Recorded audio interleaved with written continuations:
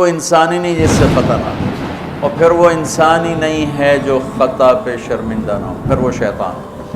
خطا ہونا بزرگی میں کوئی رکاوٹ نہیں۔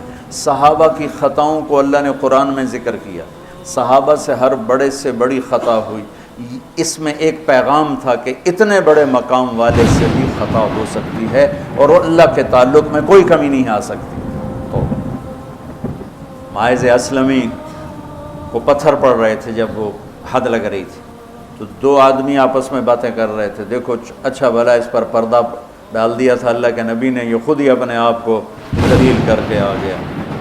تو جب وہ ان کا انتقال ہو گیا اور وہاں سے واپس ہوئے تو راستے میں ایک گدھا مرا پڑا تھا، تو آپ نے کہا ان دو آدمیوں کو بلاؤ، وہ دونوں آ گئے۔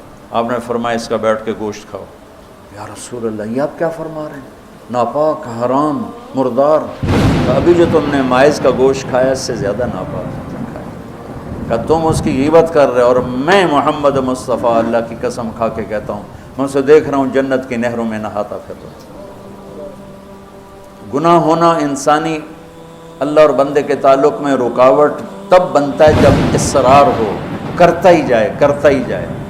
اس لیے کبھی کسی کے گناہ پر اس کو حقیر نہ سمجھو۔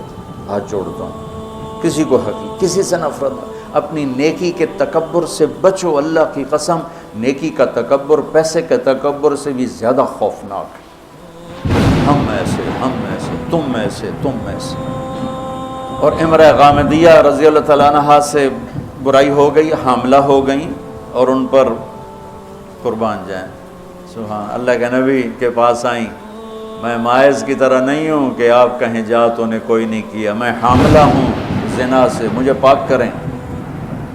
تو آپ نے فرمایا، آپ نے اس کو ٹالنے کے لیے کہ جا پہلے بچہ پیدا کر پھر اس کے بعد دیکھا جائے گا، کہ 9 مہینے گزریں گے آپ ہی بھول جائے گی۔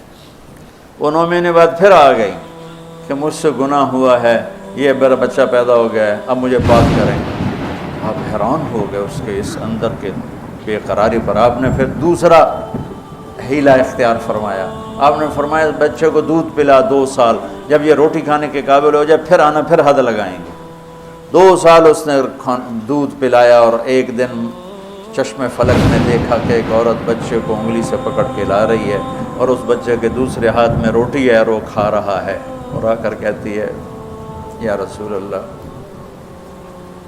یہ روٹی کھا رہا، طہرنی، مجھے پاک کیجیے۔ میرے نبی کے بھی آنسو نکل آئے۔ تو آپ نے فرمایا اس بچے کو کون اپنا بیٹا بناتا ہے، میں ضمانت دیتا ہوں جنت میں وہ میرا ساتھی ہوگا۔